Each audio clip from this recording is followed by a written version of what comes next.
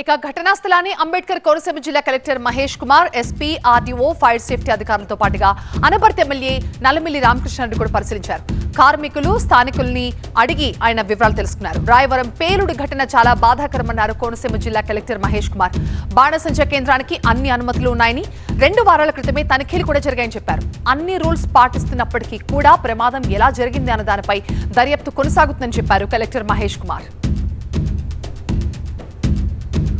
దీన్ని ప్రాపర్ గా unit establish చేశారు. అన్ని నార్మ్స్ ప్రకారం ఉన్నాయి.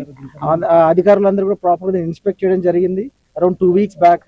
అందులో భాగంగా అసలు యాక్చువల్లీ దాని యొక్క ఎక్స్ప్లోజివ్నెస్ వల్ల చనిపోయారు, కానీ ఫైర్ వల్ల చనిపోవాలని చెప్పేసి అంటున్నారు.